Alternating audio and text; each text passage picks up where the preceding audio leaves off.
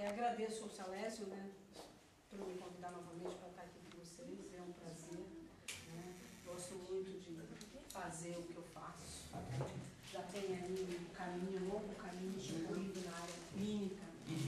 A psicanálise, acho, né, super, né, é muito importante essa iniciativa do Salésio, que também, desde que eu conheço, realmente é né? Ele que é um desbravador aqui em Santa Maria da área da psicanálise, ele vem trabalhando isso há muito tempo, passando, né, até por momentos complicados, a gente já até passou junto aqui em Santa Maria, mas ele não desiste. E isso daí, vamos dar um nome a isso, né? É o que move uma análise, é que move um processo de análise. É algo inominável, que não tem um nome X ou Y, mas é um nome que o Freud, assim como Lacan, chama isso de desejo. O analista, ele precisa de desejo. Vocês estão, né? Ele precisa desejar. É um sentimento que o move em direção a alguma coisa que ele não sabe muito bem a princípio o que é. Mas ele tem uma força dentro dele que o movimenta para que ele vá fazer isso. Porque ele vai falar assim, pô, eu vou tratar de pessoas que têm algumas questões, mas eu vou ficar numa sala o dia inteiro, das 8 da manhã às 10 da noite, ouvindo um maluco falar o tempo inteiro, problema. E eu acho também, eu crio uma fantasia também de que eu dou conta de resolver aquilo. Pô, é uma fantasia também. Né? É uma fantasia que eu vou dar conta, eu quero fazer isso, eu quero ajudar. O que é que move esse sujeito a isso? O que é que move as pessoas em direção aos seus objetivos, aos seus propósitos? O que é proposta nosso de querer, né, de estar lá ajudando o outro a viver melhor? Esse é o ponto da psicanálise, esse é o ponto, e o que move um analista, o que move vocês estarem aqui hoje, na sexta-feira de manhã, querendo ouvir alguém falar, é algo que se chama de desejo. E Freud, Lacan, todos os psicanalistas, ele vai dizer, o analista que não tem desejo, ele não é analista. Não basta a vontade, não basta eu querer ir. A psicanálise aí que tem alguma coisa principal, fundamental. Eu vou falar do assunto, tá? Vocês não se preocupem não, porque eu não tenho hora para sair daqui. Eu falo.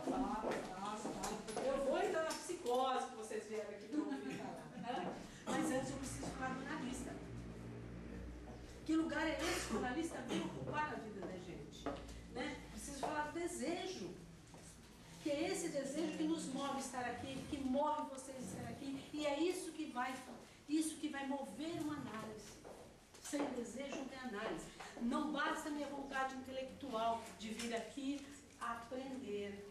Né? Aprender o quê? Há uma necessidade sim, de um conhecimento intelectual, de conhecer.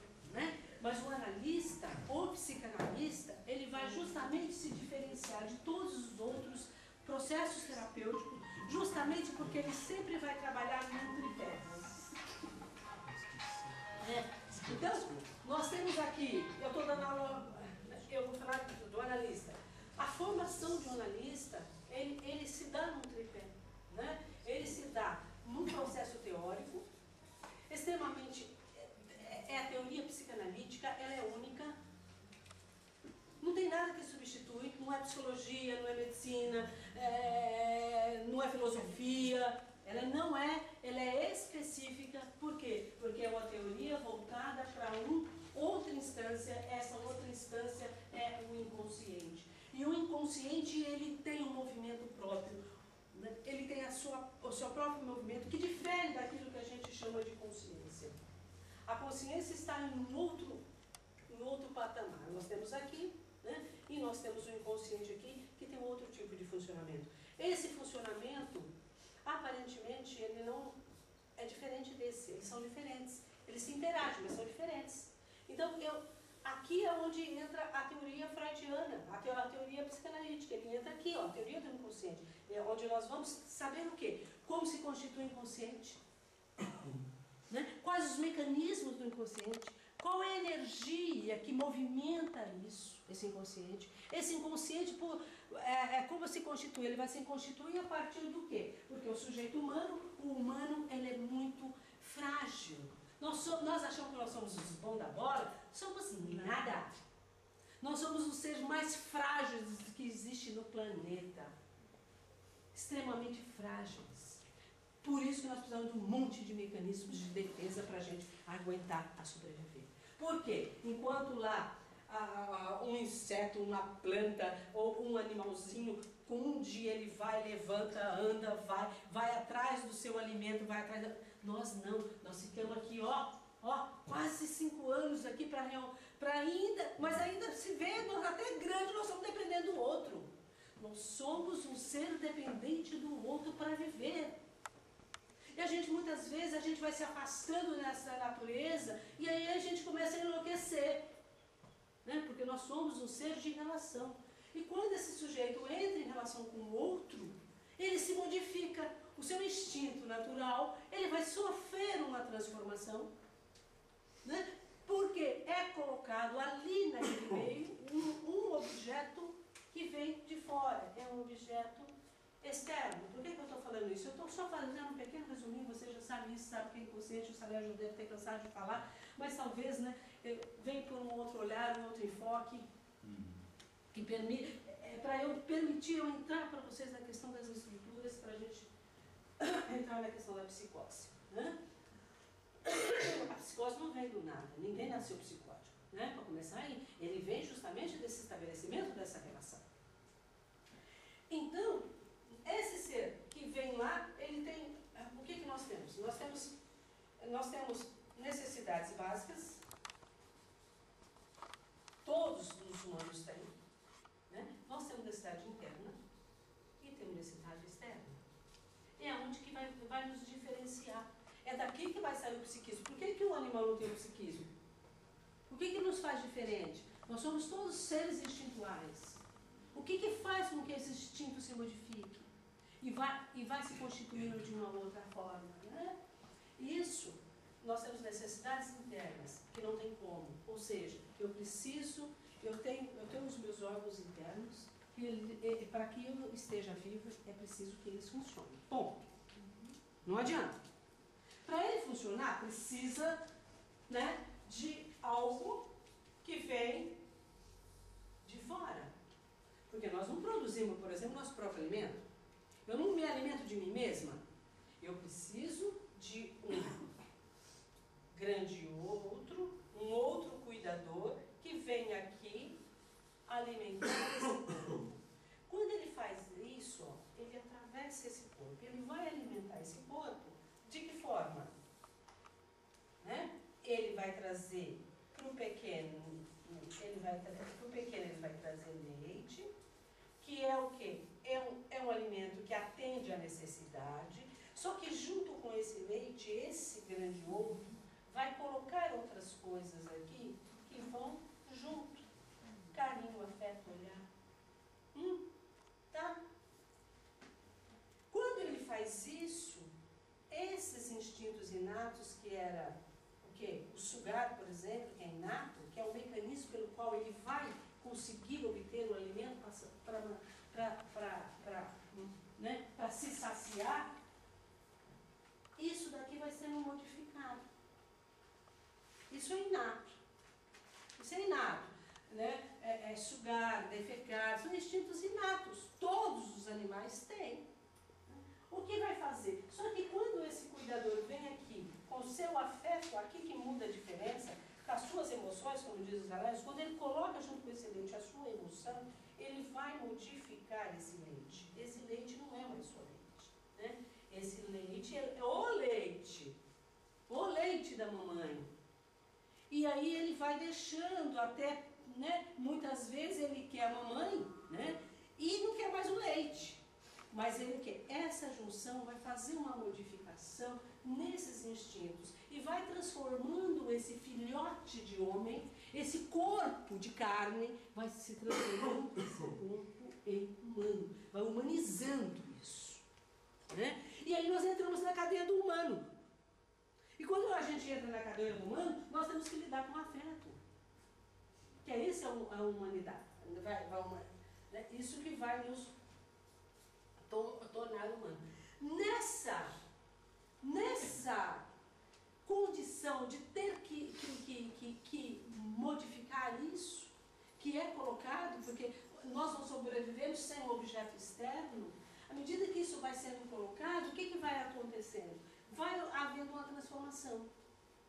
E esse corpinho de carne, ele vai sendo bordeado por afetos. Afetos amorosos e afetos também não amorosos. Mas ele é como se fosse marcado. É como marcar gado. A mãe marca a sua criança com seu afeto. Foi lá, pôs a marca. Essa marca, esse primeiro traço, o Freud vai chamar de traço minêmico. O Lacan chama de traço unário. Ou seja, a mãe marca a criança no seu desejo. É um além da necessidade. Essa mãe olha esse bebê por além. Ela faz uma inscrição ali, né? Quando ela inscreve esse sujeito na cadeia simbólica. O que é essa cadeia simbólica? Não existe simbolismo sem passar por objetos. Tá? Mas não dá para engolir objetos, dá? Não dá para engolir objetos. A gente não é o homem que engole vidro, engole pega, engole isso. Não somos. O que nós engolimos? Nós temos o quê? Esse objeto, ele tem uma forma, ele tem uma espessura, ele tem uma imagem, ele tem um som, ele tem um cheiro. Então, o que eu vou introjetar? Para que eu saiba que isso é pincel, primeiro passou-se pelo objeto, enquanto objeto. Só que isso, o que a criança introjeta? A imagem desse objeto com as suas características. Ou seja, esse objeto passa a ter uma representação de objeto. O que nós somos constituídos? Por isso, nós somos constituídos por representações. Que quando eu vejo o objeto, eu o reconheço. E juntamente com isso vai formando o quê? O nosso sistema de memória vai se formando também. Então, o que é o psiquismo? O psiquismo não é o mental. O psiquismo não é o biológico. O psiquismo é o psiquismo. As coisas estão juntas, são intrínsecas. Um contém o outro, um contém está contido no outro. Mas o que ele faz? Tem características e formas diferentes de manifestações. Tá? Então, é isso aqui que a teoria freudiana começa com Freud e vai dar isso, e depois nós vamos ter os neosimpós freudianos que vão constituindo as suas linhas, né? Que é a linha aqui do Dr. Salésio e a linha de Erich Fromm, a linha humanista. Tá? Mas todos partem daí, da existência desse inconsciente. Então essa é a teoria, eu acho que é isso que ele vem aqui trazer como propósito, passar isso, trazer essa profundidade que alguns outros profissionais, através de seminários clínicos que ele está fazendo aqui, fazer uma formação continuada para vocês estarem em contato com, aprofundando nessa teoria aqui. Só que junto com essa teoria, né, o que nós vamos ter aqui? A psicanálise dá com uma teoria específica, ele se dá através de um né? Então nós temos uma teoria, nós temos um método, né? Nós temos um método, nós temos uma técnica. Tá? A teoria é a teoria focada em termos da teoria do inconsciente, é uma teoria longa, e não acha vocês, não. Né? A gente tem uma certa onipotência de achar que a gente dá conta. Ah não, chega lá e eu sento perto do meu paciente, eu tenho intuição, vai vir, é só sentar, não vem. Não adianta chamar Freud, chamar lá, chamar o Pai Santo, não vem. A psicanálise, ela é técnica, Não basta eu sentar em frente a uma pessoa e ficar ouvindo o que ela vai falar. Não é isso a psicanálise. É justamente aí que ela vai diferir. E eu acho que a Salésio, assim quanto eu ou qualquer psicanalista, querem que seus alunos sejam psicanalistas, não sejam terapeutas. Porque se ele quisesse ser terapeuta, ele ia estar fazendo outra coisa. E para ser psicanalista, não basta ter o papelzinho que o Salésio vai dar para vocês aqui. Eu preciso fazer uma introjeção dessa. O psicanalista, ele não é teórico, a psicanálise é vivencial. A psicanalista é ética, é uma praxe, ninguém é obrigado a fazer, não tem nada, por isso que não tem universidade, porque ela é uma praxe, só que ela é ética. Ela se mantém há 120, quase 130 anos, sem nenhum conselho fiscalizador, sem nada, só mantida por instituições, porque ela é ética. E ética não se tem no banco de escola.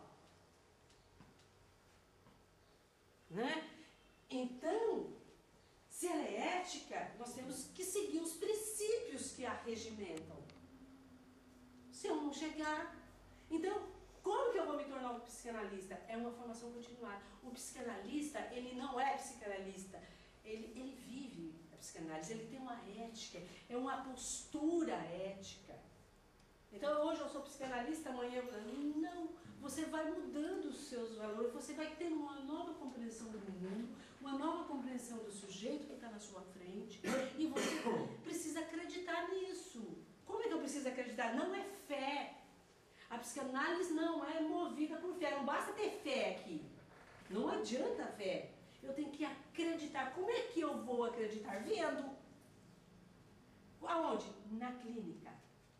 A teoria vai acontecer na clínica, quando você vê seu paciente, nossa, ele realmente está fixado na fase anal ou na fase oral, ele está lá com relação edípica, você vê acontecer, por onde? Pelo discurso